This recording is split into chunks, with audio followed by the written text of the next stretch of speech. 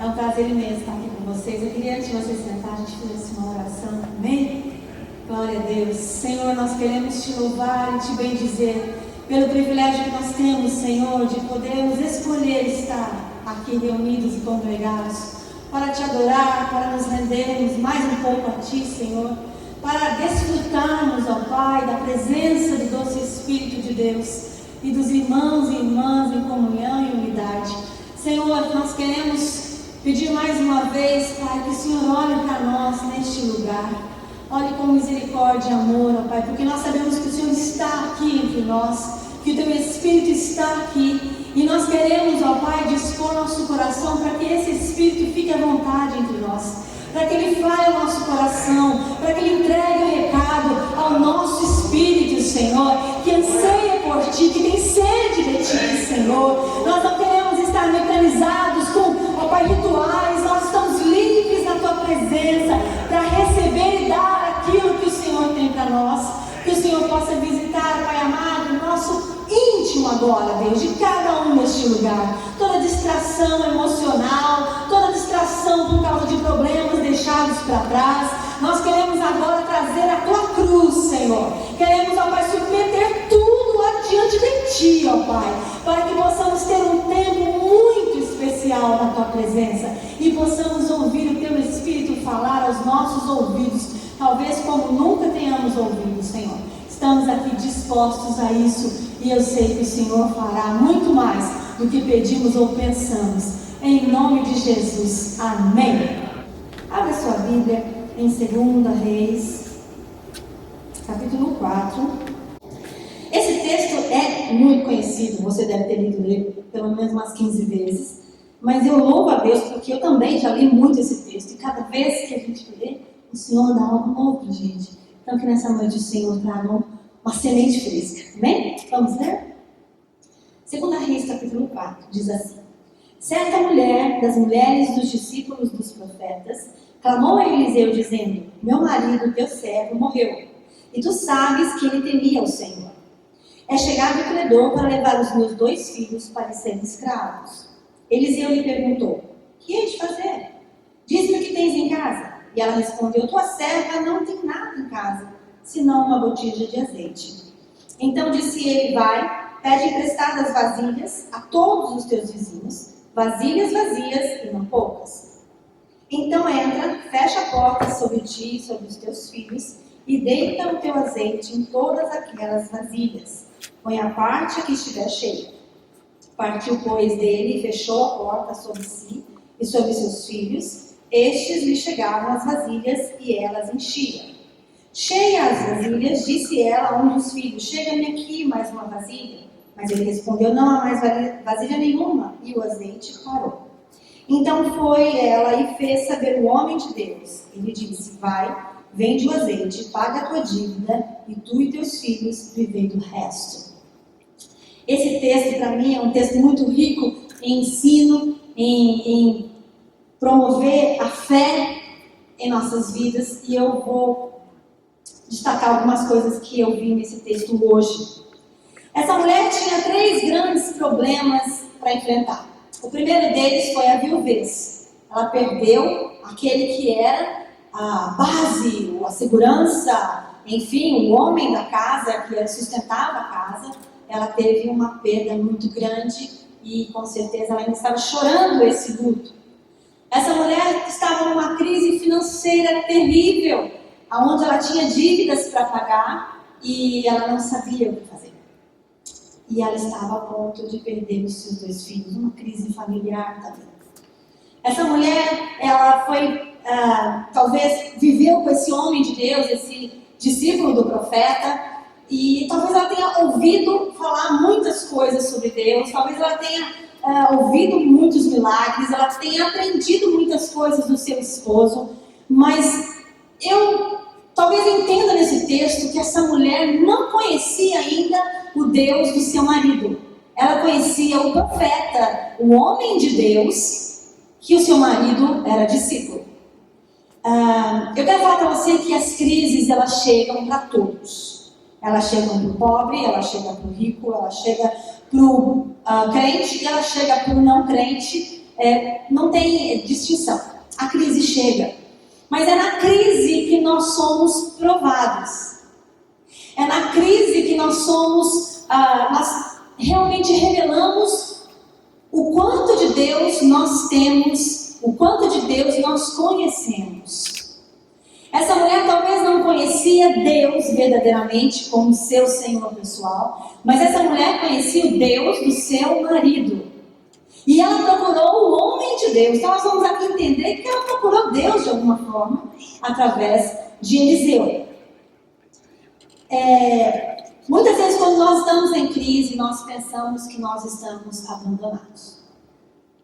Talvez você já passou por alguma crise, eu já.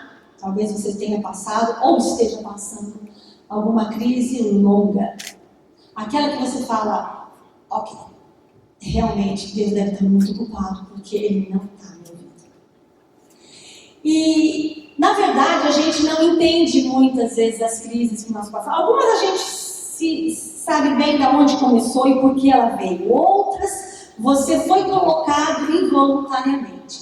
E outras até, Deus permite que chegue até você e a mim, para que nós possamos crescer. Então, uma das coisas importantes na crise é a gente identificar qual é a origem dela.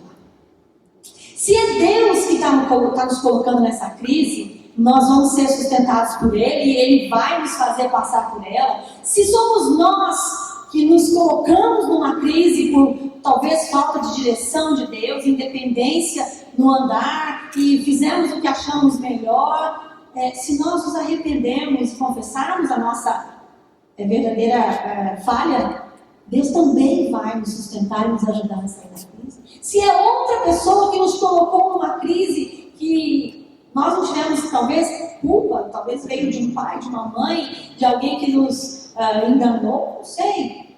Deus também está nessa crise conosco para nos fazer sair dela.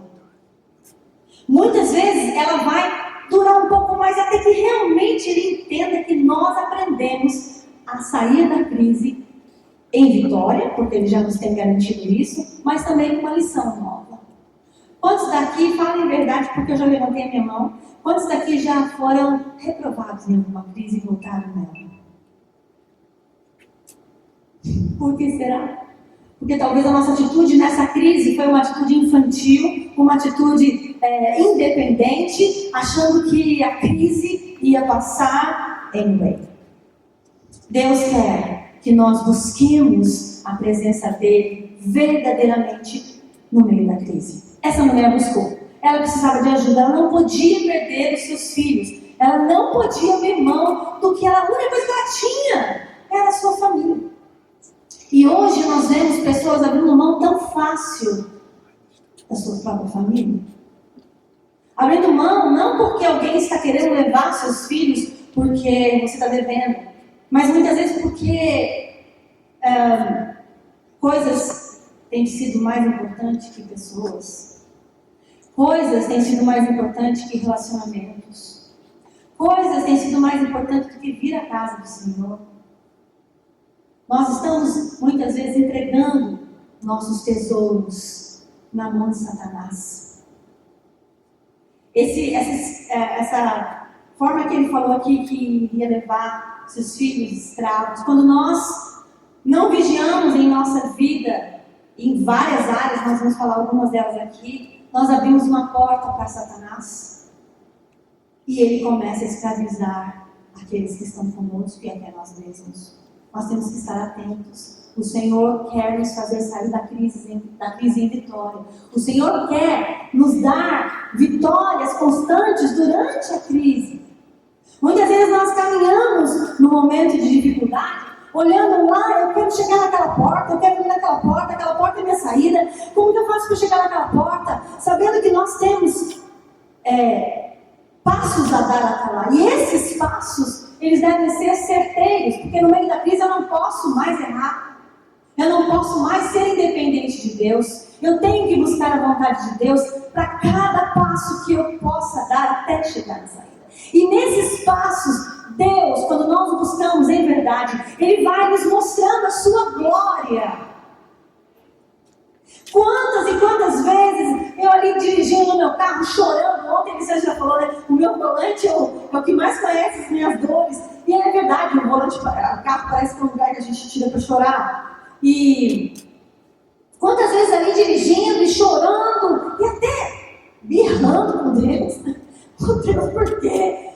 E ali o Espírito Santo começa a abrir os meus olhos e fala, olha isso, olha aquilo. Você ainda não chegou lá, mas olha o que eu estou fazendo hoje.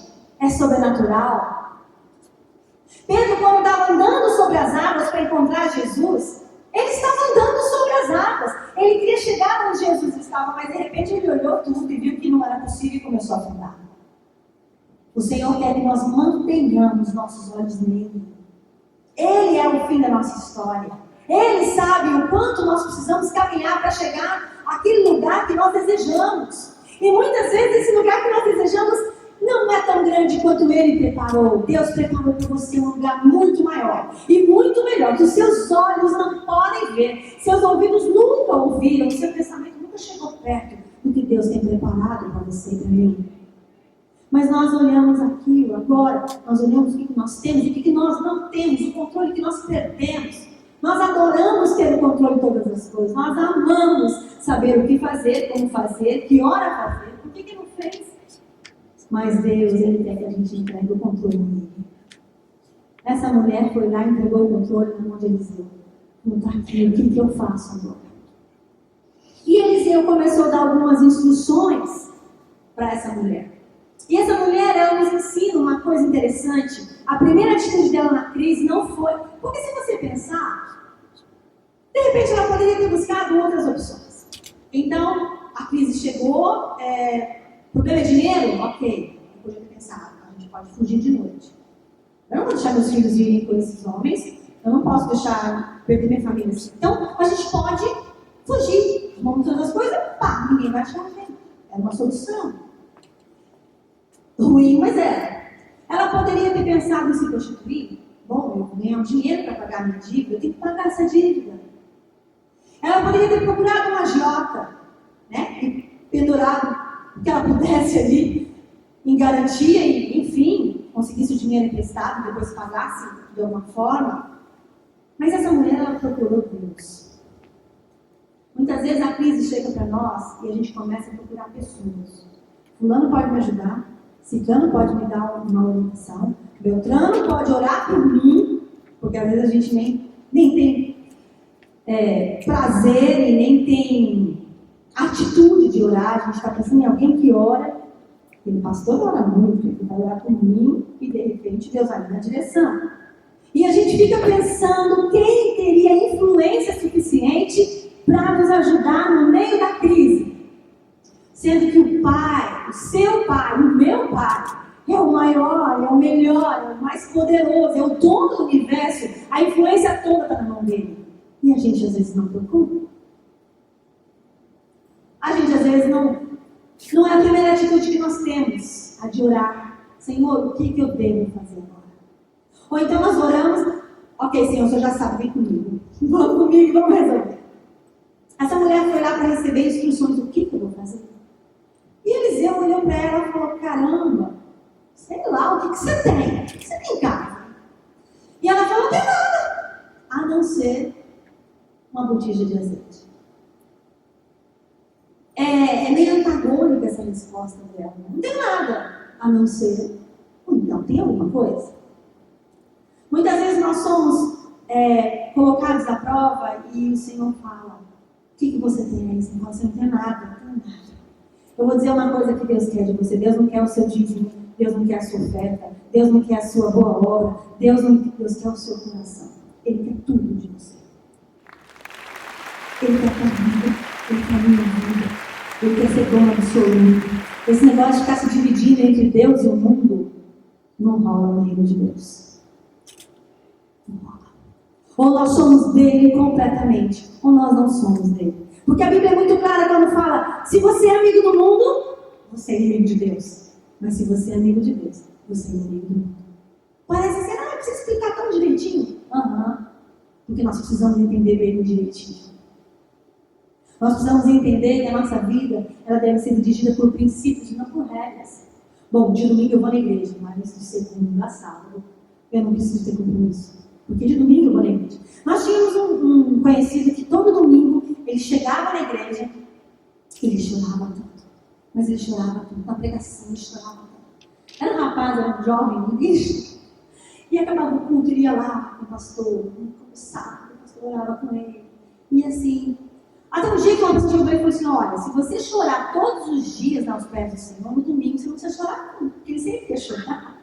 Porque ele tinha pecado a semana inteira, feito coisa errada, um monte de coisa. Aí ele se arrependia no domingo.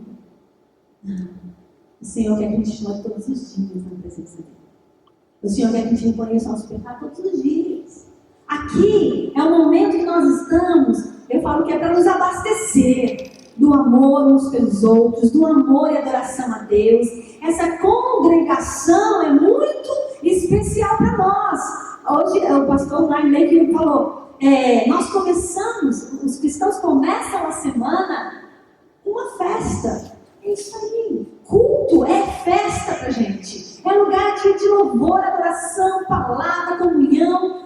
Mas é no dia a dia que nós provamos se essa festa continua ou não. O que me chamou a atenção, eu já preguei esse texto outras vezes, mas hoje os meus olhos saltaram no versículo 4. Quando ele diz assim: então vai, fecha a tua porta sobre ti e sobre os teus filhos. E o Espírito Santo começou a me falar de algumas portas que nós temos que fechar em nossa vida. O Senhor Jesus disse: eu sou a porta, Ele é a porta de entrada. Através dele nós temos vida, nós temos abundância, nós temos prosperidade em todas as áreas. Não estou falando só financeira, mas espiritual, emocional, relacional e financeira também. Ele é a porta. Mas existem talvez lugares em nossa vida que existem portinhas paralelas abertas. Ele é a única porta. Tudo que vem fora dele é ladrão e salteador. Vem para nos roubar, amém? E o Senhor me destacou algumas portas que nós devemos fechar. Aqui ele fala: entra na tua casa e fecha a tua porta. Eu sinto muito forte aqui ele falando sobre tudo começa dentro da sua casa. O milagre que você quer, querido, não está aqui nessa igreja, não está nos pastores, está dentro da sua casa. O milagre que você precisa não está na igreja, que eu ouvi dizer que, olha, tremendo, pastor, hein?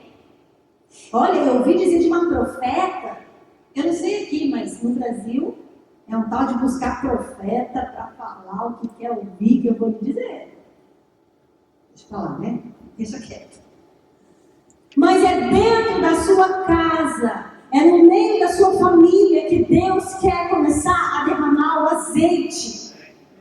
É ali que Deus vai começar a fazer coisas novas. Porque é muito fácil eu subir aqui, bonitinha, de saltinho, pregar para você, ir para casa e não ser nada disso que eu estou pregando. Ainda bem que eu trago minha filha para ser minha testemunha fiel. Se eu falar alguma coisa que não é verdade, depois ela conta para você. Mas não é, pastor? É muito fácil. É muito fácil você vir aqui, arrumado, bonitinho, e fazer cara de feliz o tempo todo, e ser agradável, e chegar na sua casa, ser o cão. E chegar na sua casa, ser a leoa. Aquela que, meu Deus, os filhos falam: vamos morar na igreja, porque lá era tão legal. Você sabe da história, né? Do menininho que falou: pai, dá pra gente mudar para a igreja? Porque lá você é tão bonzinho. Os nossos filhos são os nossos primeiros discípulos. Eles estão olhando e eles, eu vou dizer para você, eles não são bobos, não. Eles sabem quem nós somos aqui e eles sabem quem nós somos em casa. E eles vão avaliar. Não dá para você ser bem sucedido fora se você não é bem sucedido dentro da sua casa. O sucesso de um homem começa na sua família. Também a mulher. Não queira ser muito valorizado fora se você não tem o valor de quem realmente importa, que é a sua família. A sua família tem que olhar para você e falar: eu quero ser o meu rei. Quando eu crescer, eu quero ser igual a ela. Dentro da casa. Mas vamos falar das portas que nós devemos fechar. Nós devemos fechar a porta para o inimigo das nossas emoções. Todos nós sabemos aonde nós somos frágeis, aonde nós somos vulneráveis. Cada um sabe do seu.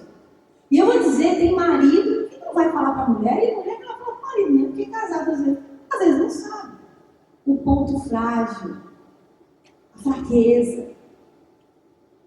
O diabo muitas vezes ele não sabe porque você não fala, mas ele sabe porque você expressa.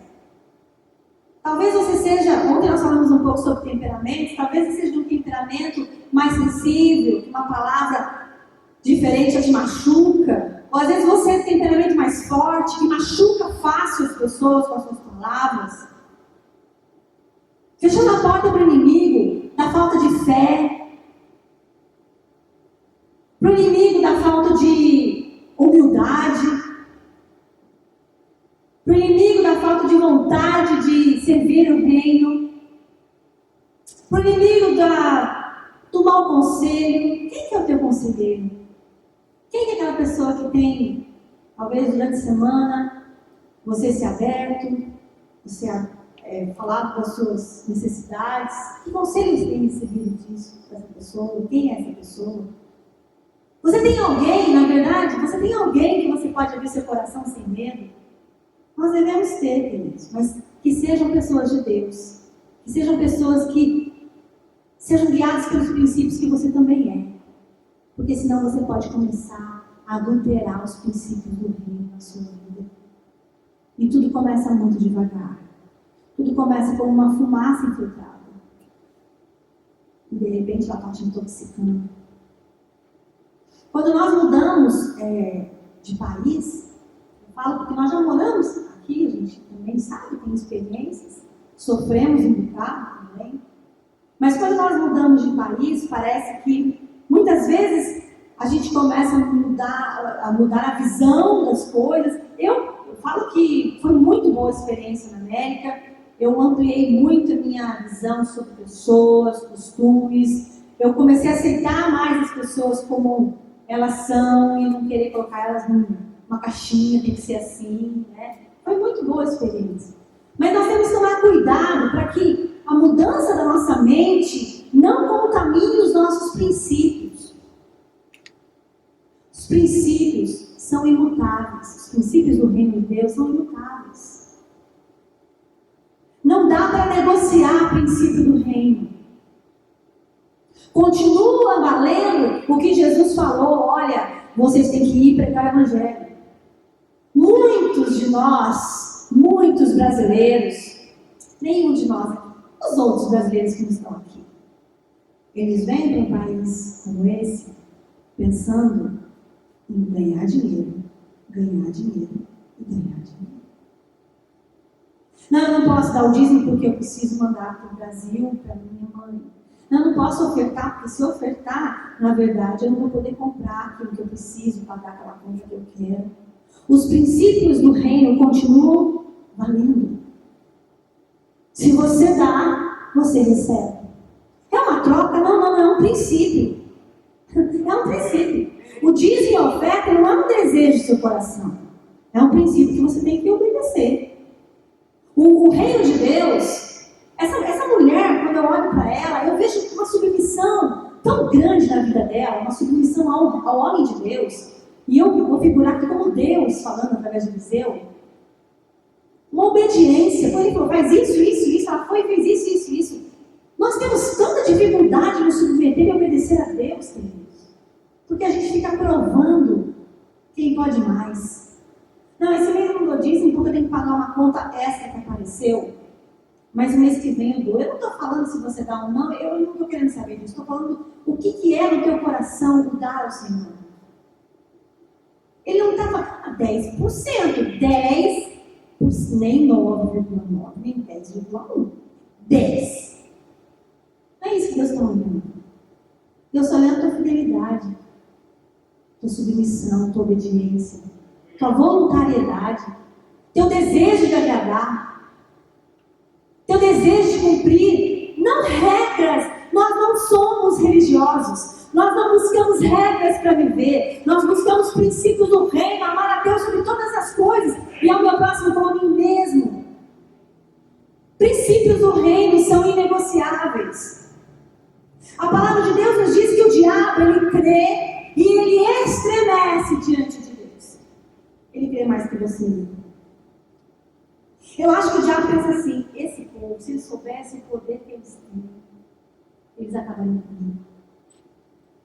Nós não temos ideia, porque nós não cremos o suficiente, do poder que há no nome de Jesus.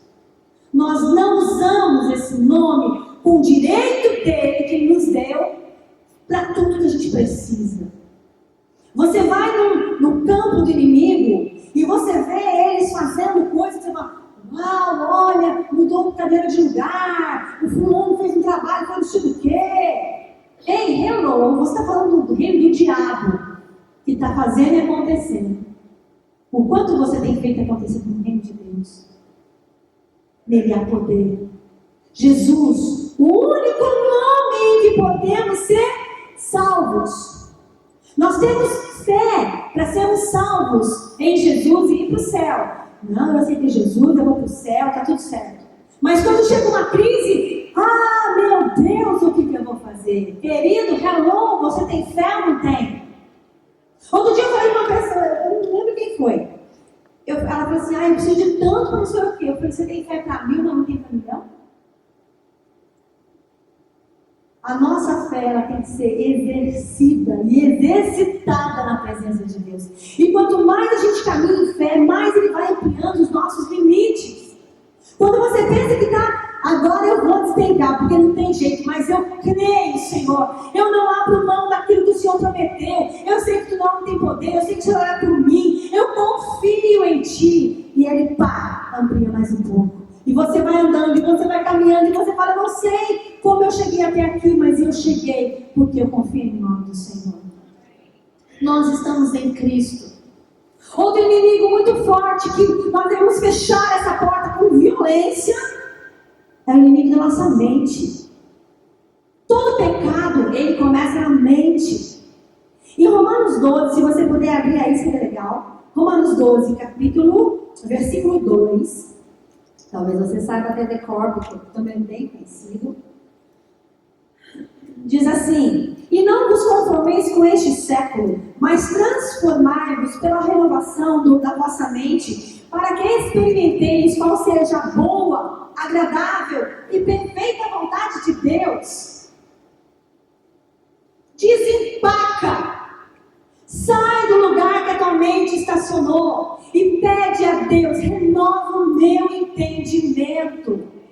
No meio da crise eu tenho que pedir: Senhor, renova o meu entendimento.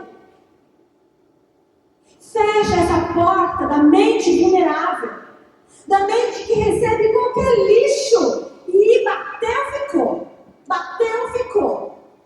Você precisa pensar no que você está pensando.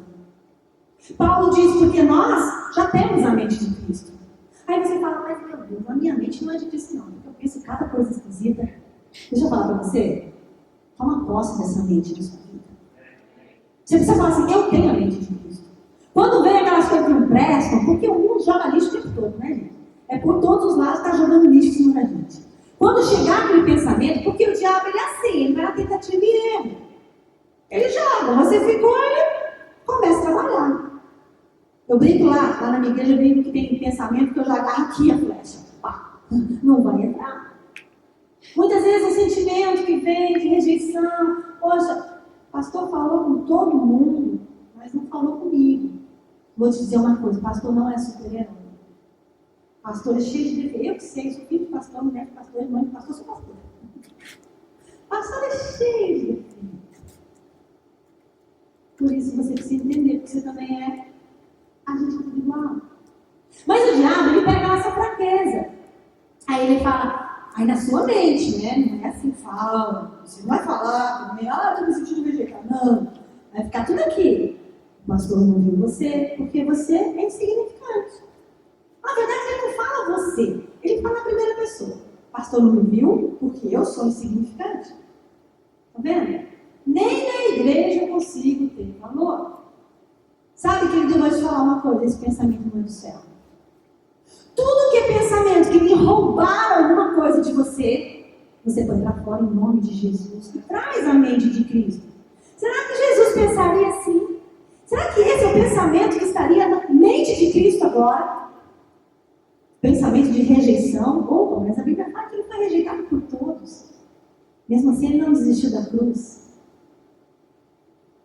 Seguir Jesus é sublime, é maravilhoso, não há igual caminho a ser seguido, mas tem condição.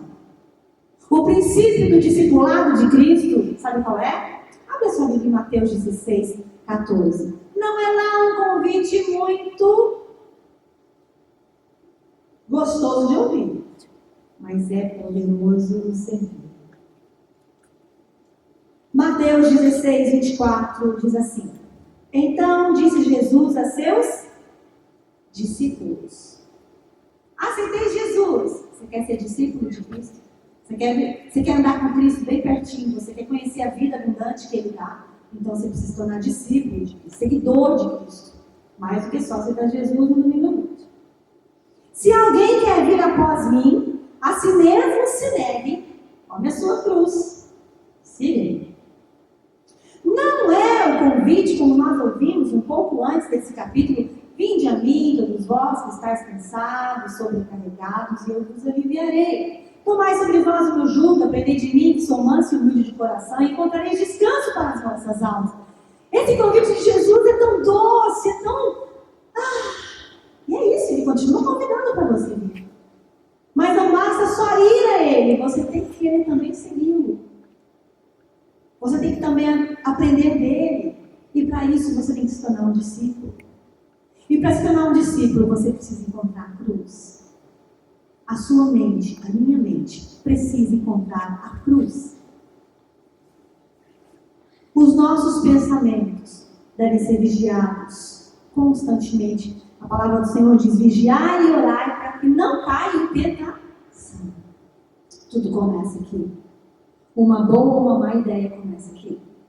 Os grandes assaltantes de banco, eles não estão passando em frente ao banco. Entra aqui, vamos assaltar. Esses com certeza morrem na porta do banco. Os grandes roubadores de banco, eles têm altas estratégias. No Brasil, especialmente, né? Lá eles têm escola disso. Mas são dias e semanas elaborando como fazer, como entrar, como sair. Tudo começa aqui. Talvez você esteja pensando em tomar alguma atitude, não sei. Mas está só no seu pensamento e você fala: não é isso.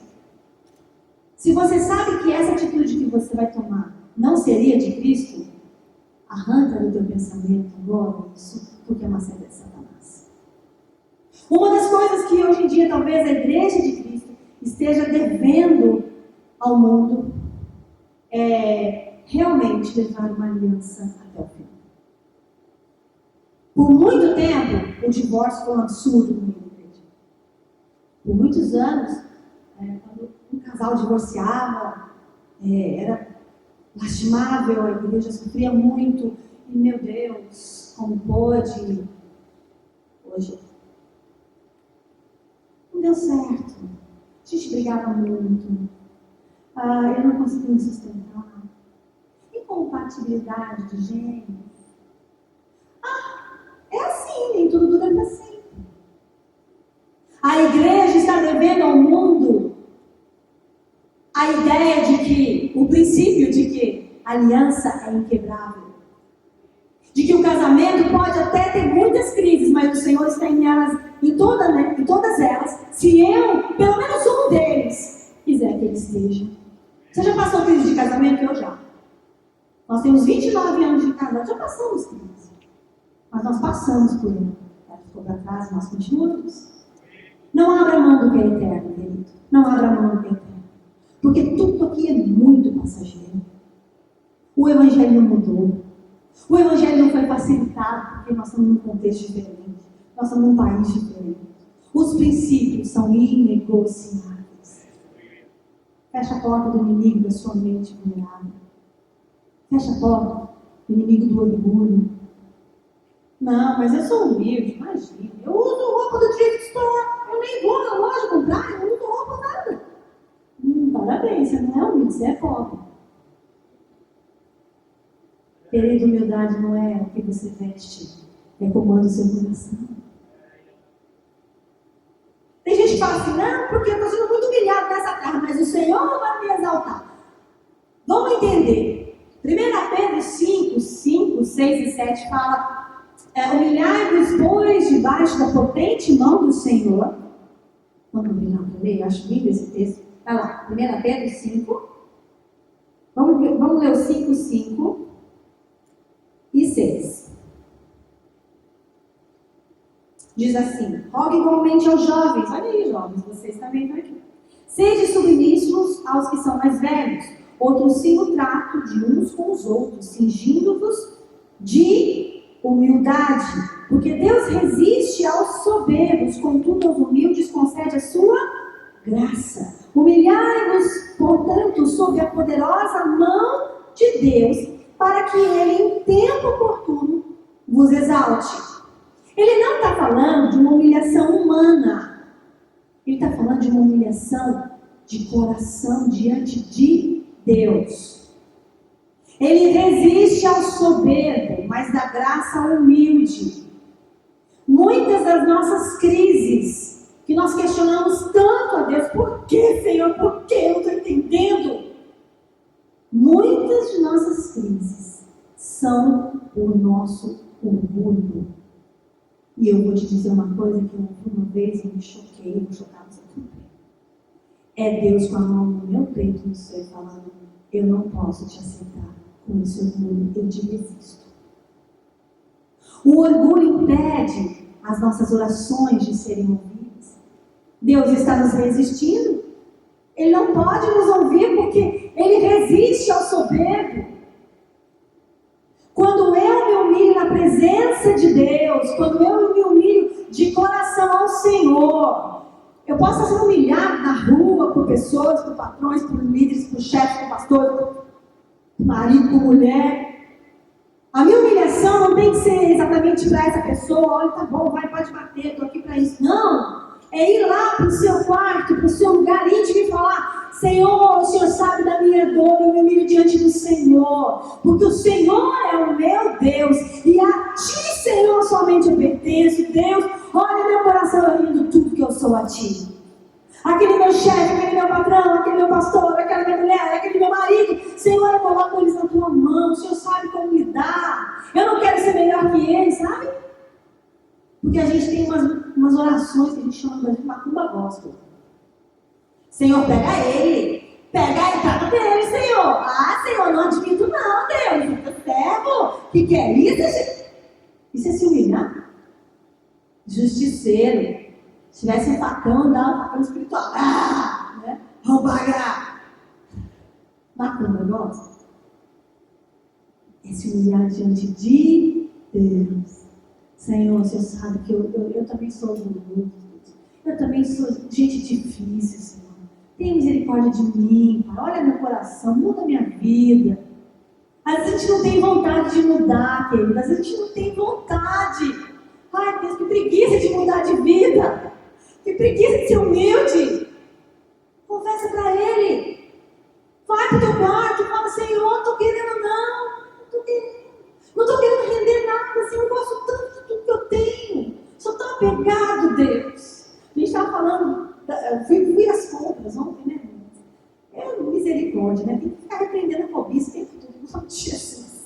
A gente que vem do Brasil, que paga, né? Eu não pago, mas tem gente que paga fortuna em bolsa. Você vem aqui, tá $30. Dá vontade de chorar, né, pastor? Fica repreendendo. Senhor, eu já peguei duas. Vai parar nisso, em nome de Jesus. Mas aí você fala, Senhor, eu gosto tanto das minhas bolsas, eu gosto das minhas coisas, tudo que eu tenho aqui na terra é tão bom, me leva agora, não. Eu falei ontem que repito, a gente está com o pé na terra, olho na terra e quer ficar aqui. Crente tem que andar com o pé na terra, olho no céu, cabeça no céu, princípio do reino. Isso aqui tudo é passageiro. Hoje você tem bolsa, amanhã você não tem. Hoje você tem carro, amanhã você não tem. Mas a tua salvação é eterna, Ele não vai abrir mão de você. você. A nossa visão tem que ser ampliada no reino. A nossa visão tem que ser ampliada na presença de Deus. Você está aqui nessa terra, você vai me desculpar, você não nasceu aqui. Talvez alguma criança tenha nascido, mas a grande maioria aqui não nasceu. Você não nasceu aqui, você veio para cá por um propósito. Então cumpra esse propósito. Se você veio aqui e encontrou Jesus aqui, beleza, você já começou a realizar aqui o teu propósito. Se você veio do Brasil convertido, você já veio com um propósito. Não perca a visão do teu propósito. Fecha a porta. Fecha a porta do inimigo. Fecha a porta dessa mente vulnerável. Fecha a porta do orgulho. Muitas vezes nós somos humilhados por pessoas que nós amamos. O Senhor quer te exaltar. O Senhor quer exaltar a tua vida. Mas se humilhe. Se prostre, se renda. Se entregue ao Senhor. E essa mulher, ela foi lá para dentro da sua casa, fechou a sua porta. E ela não teve problema de pedir vasilhas emprestadas. Ela tinha bons relacionamentos. Essa mulher podia não ter dinheiro, mas ela tinha bons relacionamentos. Meu marido sempre fala, você não precisa ter dinheiro, você precisa ter bons relacionamentos. A gente brinca aqui, tem coisa que só missionário ou milionário que pode. A minha cunhada e meu cunhado, eles moram em Filipinas, são missionários da Junta de Missões Internacionais da Batista. E outro dia ela estava em Dubai. É coisa de milionário missionário. Você entendeu? E essa mulher tinha bons relacionamentos. Os vizinhos todos deram vasilha para ela. E eu fico pensando, por que as pessoas teriam vasilhas vazias e ela não? Eu não sei. Eu sei que quando Deus quer fazer alguma coisa na sua vida, no meio da sua crise, Ele usa até quem você não sabe, guardando coisas que você não imagina para te ajudar. Você crê nisso? Diga um amém. E aí vieram todas as vasilhas e essa mulher começou a colocar o azeite. Eu entendo o seguinte. Ele falou para ela, entra na tua casa, fecha tua porta e começa a fazer isso. Ele não falou para ela mandar os filhos, nada disso. Mas essa mulher começou a sentir que Deus ia mover alguma coisa. Então ela pegou os filhos dela e falou, vocês precisam ver quem é o Deus do pai de vocês. Vai pegar a vasilha. Ela envolveu a família dela no milagre. Talvez você esteja orando lá no seu escondido, talvez a sua mulher não esteja sabendo do problema, talvez o seu esposo não esteja tendo ideia do problema, e você está lá guardando. Para, querido. Você já apresentou a Deus? Ótimo, agora apresente a sua família, porque vocês precisam orar juntos e crer juntos no milagre que vai acontecer. Quantas vezes aqui na América nós passamos tempos difíceis, e nós chamávamos, e até hoje a gente tem esse costume, as meninas são crescidas e a gente ainda faz isso, reúne a família, vamos orar juntos. Quais são os pedidos? São esse. E quantas vezes elas puderam ver Deus movendo, aqui na América, na nossa dificuldade, Deus movendo e entregando a nós coisas que nós nem imaginávamos que Ele entregava. Só acrescentou fé ao coração delas. A sua família precisa ser envolvida para conhecer e reconhecer quem é Deus. Comece a orar junto, comece a abrir o coração junto. É claro, óbvio, que muitas coisas as crianças não precisam saber integralmente, né? Eles não têm discernimento para tudo isso, mas eles podem saber que existe uma necessidade e que vocês estão clamando ao Deus Todo-Poderoso. Nós estamos lá no Brasil, tendo uma novela, não assisto novela, não gosto de novela, mas está tendo uma novela agora, a Record, que é os 10 Mandamentos. Eles estão fazendo em forma de novela. E é interessante porque a única novela que a gente pode assistir, porque é Bíblia. Claro que tem lá, né, as viagens do autor, mas é muito bíblica. E uma coisa muito legal que a gente vê ali, eles estão lançando sobre o Brasil, enquanto outras emissoras lançam divórcio, adultério e todo tipo de porcaria do pecado, essa novela está lançando sobre o Brasil outra visão. E eles reúnem a família, né, ali no tempo de Moisés e tal, trazendo a ideia, reúnem a família e adoram o Deus Todo-Poderoso. Nós, como cristãos, conhecemos esse Deus que não nos deixará, nem nos desamparará. Um Deus que Ele falou assim, olha, você, queridinho, você é meu filho, então, e você ninguém toca. Deixa eu te falar, meu filho, você é mais que vencedor, porque eu já venci na cruz por você. Relaxa e vive a vida que eu estou te propondo. É esse Deus que nós devemos propagar dentro do nosso lar. promover dentro do nosso lar que os nossos filhos são amados de Deus, são especiais nesse mundo, porém não diferentes, mas são especiais, são filhos de Deus, do Deus Altíssimo. Nós temos uma experiência de uma irmã bem conhecida lá no Brasil, que contou que o filho dela ganhou um título de o colega mais insignificante da classe. E ele tinha, na época, acho que ele tinha uns 12 anos, 11 anos. E ele chegou em casa, era uma escola cristã, inclusive as minhas filhas estudavam nessa escola, estudaram lá. E ele chegou em casa e ele contou na mesa de jantar, ele falou: pai, mãe, hoje eu recebi um título, todo mundo recebeu um prêmio e eu recebi mais significante. E ela falou: quê? Mãe já cresce, né? Quê? Quem foi? E qual foi a sua atitude? O pai perguntou: o que você pensa disso? Ele falou: não penso em nada, eu sei que eu sou amado de Deus, eu sei que eu sou filho de Deus, eu tenho um valor para ele. Para mim não pegou. Isso deu uma grande lição para eles, porque eles sempre ministraram isso dentro de casa. E no momento que o filho foi provado, eles puderam ver que existia dentro do filho deles algo de valor que havia sido plantado. O que você tem plantado na sua família? O que você tem plantado com as pessoas que moram com você? Eles precisam conhecer o milagre de Deus. E essa mulher começou a encher as vasilhas e ela foi enchendo. E o profeta falou: pegue muitas. Não fala quantas ela pegou, mas de repente foram muitas. E aí ela falou: traz mais uma. E o menino falou: acabou, mãe. E o azeite parou. Deus sempre vai se mover na medida da nossa fé. Você tem fé para 1000? Você tem fé para 1 milhão? 2 milhões? Deus vai se mover dessa forma. Ele é ilimitado. Ele não tem limites. Deus vai ao infinito. Se você quiser ir com ele, vai junto. Talvez você passe por uma crise e saia bem. E na segunda crise você esqueça que você tem um Deus que pode todas as coisas. Lembre-se, Deus, Ele não vai esperar você lembrar da outra crise e você, de repente, esse momento é um momento novo na presença dEle. O que passou, você passou muito bem, parabéns. Legal, só que tem um novo para você. Não se esqueça de Deus no meio das crises, em nenhuma delas. E aí eles encheram. E ela foi, o que eu achei tremendo nessa mulher, para finalizar.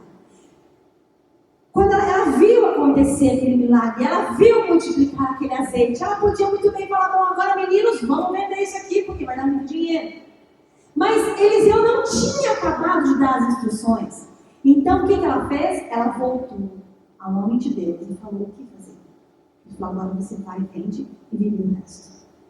Muitas vezes nós recebemos um milagre e nós começamos, depois desse milagre, a viver independentes de Deus. Deus ainda quer que eu e você possamos voltar todos os dias, depois, antes, durante o milagre, e falar: Senhor, quais são as direções para hoje? Senhor, qual é o próximo passo? O que eu devo fazer agora, Senhor? Eu estou só na obediência, eu estou só na submissão, eu não quero viver independente de Deus. Essa mulher, ela experimentou a provisão de Deus em todas as áreas da vida dela. Ela foi suprida financeiramente, ela mostrou submissão e obediência ao Deus da vida do marido dela. Ela desenhou uma história de fé que ela não tinha. Com certeza, depois dessa experiência, essa mulher teve muitas outras, porque ela começou a ver quem era o Deus do marido dela. Essa mulher teve mais do que ela podia imaginar para o resto da vida. Sabe aquele negócio? Tem dinheiro no banco para os seus filhos estudarem, se formarem. Tudo porque ela se submeteu, porque ela obedeceu, porque ela entendeu que ela precisava fazer uma história de fé. Queria que você ficasse em pé um instante. Eu não sei se você conhece alguém, ou se você vive nas asas de alguém de muita fé, alguém que conhece Deus de verdade, e quando essa pessoa ora, você ora, quando essa pessoa está perto, você se sente confiante. Eu não sei se você está numa crise, eu não sei qual é a sua situação. Eu sei que Deus tem uma história de fé para a sua vida. Mas portas têm que ser fechadas. A única porta que verdadeiramente deve se manter fechada é o seu quarto de intimidade com Deus. É onde Ele fala: olha, entra no teu quarto, fecha a tua porta. Fala com o teu Deus e Ele que te vê em secreto te recompensará. Essa porta, ela porta deve se manter desse jeito, fechada para a tua intimidade com Deus. Porque é assim que nós conquistamos o reino, conhecendo Deus intimamente. As outras portas, elas devem ser fechadas para que o inimigo não venha roubar sementes que o Senhor já deu no seu coração. Talvez você já tenha vivido vida com Deus que você era tão bem sucedido nesse relacionamento com Ele, que você via Deus agir na tua vida, você ouvia o Espírito Santo falar, e hoje já não é mais a mesma coisa. Ele quer restaurar e resgatar o reino perdido. Ele quer repreender esse devorador na sua vida espiritual. Ele quer repreender essas raposinhas que tem comido na sua vida. Você vem aqui e recebe de Deus, e muitas vezes pelo caminho você vai deixando semente. Nessa noite não é porque eu estou aqui, não, é porque o Espírito de Deus continua aqui. Ele está sempre aqui. Ele está sempre disposto. E mais uma vez Ele te chama a uma nova chance, a um novo passo, a um novo propósito. Ele te chama para ser novo na presença dEle. Ele te ama incondicionalmente. Ele conhece o teu passado e o teu presente, o teu futuro. Ele sabe das tuas lutas interiores, das tuas compulsões, do teu pecado oculto. Sabe, você não precisa vir aqui à frente da igreja confessar. Você precisa entregar teu coração verdadeiramente a Ele e decidir escolher o reino de Deus na tua vida. Você é o maior agente do reino de Deus aqui. E você pode pensar, eu não sou capaz, eu sou tão pequeno, eu peco, eu sou tão falho. Deus está procurando pessoas perfeitas. Ele está procurando pessoas de coração quebrantado e contrito. Pessoas que reconhecem a sua situação e dizem, me ajuda, porque sem o Senhor eu não posso continuar. Pessoas que querem, nessa noite, verdadeiramente, fechar a porta do inimigo, mas abrir a porta do Salvador Jesus. Ah, Senhor, estamos aqui, Pai, estamos vulneráveis ao Teu Espírito, Senhor. Queremos, ó Pai, nessa hora, pedir Espírito de Deus, traga em nosso coração a necessidade, Pai, forte, Pai, que nós temos de depender do Senhor, de querer o Senhor. Pai, esses meus queridos estão em terra estranha, mas não só eles, eu também, porque essa terra não é a definitiva. O céu é o nosso lugar, Senhor. Muitas vezes nós estamos em nações diferentes, mas nós estamos com os olhos na nação eterna do Senhor. É lá, Pai, que nós queremos viver eternamente. Nós não queremos ser resistidos pelo Senhor, queremos ser recebidos pelo Senhor.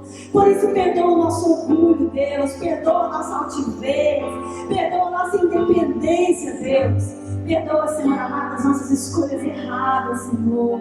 Como aquela mulher, Pai, uma viúva que nem nome ela tem ali na Bíblia, mas que marcou, Senhor, a história pela sua submissão e obediência. Oh Deus, como ela viu milagres, como ela tocou em milagres, como ela viu o Senhor presente. Eu quero ver também, Deus, eu também quero desfrutar dessa vida.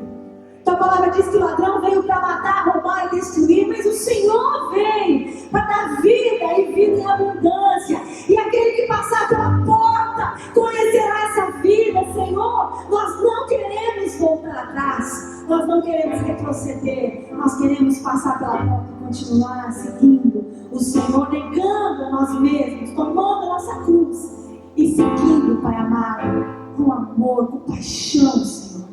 Pai, tudo aquilo que eu não consegui falar, o Teu Espírito possa falar nessa noite. Em nome de Jesus, em nome de Jesus. Amém, Senhor. Amém. O Senhor possa continuar com Deus.